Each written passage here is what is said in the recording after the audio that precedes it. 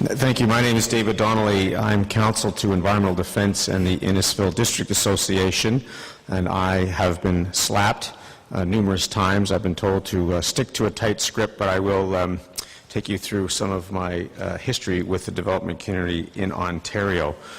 The discussion starts, of course, with the Big Bay Point Resort case, where the Innisfil District Association and my former firm, Gilbert's LLP, Tim Gilbert, and me personally were named in a $3.6 million cost claim at the Ontario Municipal Board. It was later reduced, the claim, to $3.2 million. In terms of an overview of the project, it's important to know the facts. This is a proposal for a 2,000-unit hotel and condo with a championship golf course on the shore of Lake Simcoe.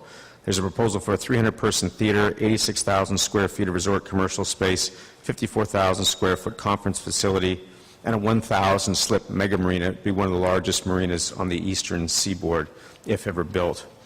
At our hearing, which lasted 26 days at the Ontario Municipal Board, the member came to a conclusion that the loss of 100 acres of forest, including endangered species habitat for butternuts, was extremely small, and that digging a 30-acre hole in the shoreline will have little, and I'm quoting, little if any impact either on water quality or fisheries. When we were first approached by the IDA to take on the case in May 2007, there were already $90 million in outstanding SLAPP suits against various members of the IDA. Marie Brasseur is here tonight, Don Avery, and others. It has always been claimed that we put on a bad case at Moon Point, and that made legitimize the claim for $3.2 million against us. We were also criticized for bringing three motions. One, that the application was premature, pending the adoption of the Lake Simcoe Protection Act. Two, that First Nations had not been notified or consulted regarding the settlement agreement entered into by the province of Ontario. And three, that the hearing should not have proceeded because of the climate of fear and intimidation that existed prior to the hearing commencing. First, with respect to our evidence, we called Dr. Peter Dillon, who testified that the project made no sense for the lake. Dr. Dillon subsequently became the chair of the Government of Ontario's Lake Simcoe Protection Act Scientific Advisory Committee. We called Robin Craig, a 30-year career biologist, Dr. Watson to testify about the impact of marinas on the lake, Bob Bowles, an award-winning field naturalist and a planner. And I have to say that if this development application walked into the Innisfil Planning Office today, because of the Lake Simcoe Protection Act and the proposed plan, this marina and development facility would be a non-starter. It could not be approved. And so when we brought that prematurity motion and we argued that case, we feel like we had a good case and shouldn't have been the subject of a cost claim. At the conclusion of the hearing in November of 2007, we were notified that the costs were being considered by the proponent. 21st, 2007, my firm received a letter claiming $3.6 million in costs. In January of 2008, Gilbert's LLP closed its environmental practice, which had serviced environmental defense for 5 years, providing pro bono environmental services to Ontario's environmental community, including working on many of the Greenbelt hotspots. 14 months later, the case was dismissed, and I want to thank Jeff Cowan, who was my lawyer's professional insurance lawyer, for putting on such a stout case in our defense, and also to environmental defense, who retained Clayton Ruby to intervene in the public interest, called the Environmental Commissioner of Ontario, and I think we put on a great case, and I want to thank people for that.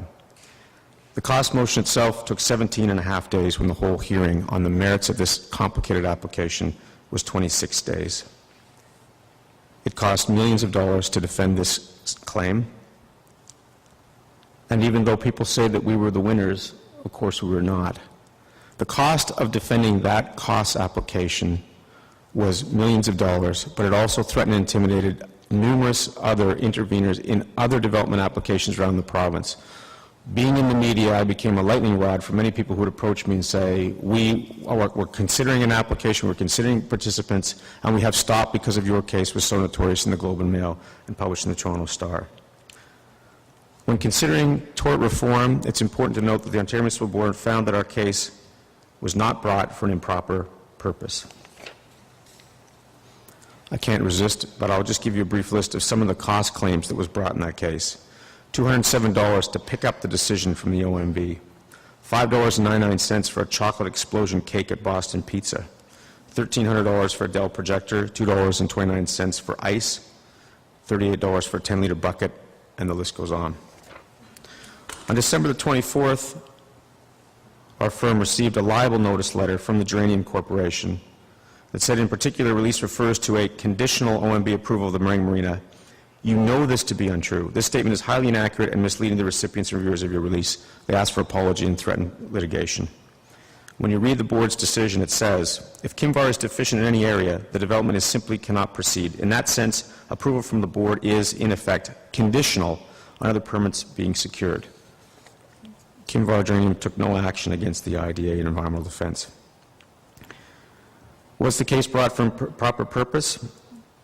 When Environmental Defense sent me as its delegate to the Lake Simcoe Protection Act consultation in Barrie, Ontario, Earl Rum leaned over to me and in front of a room full of people, he said, "You're mine.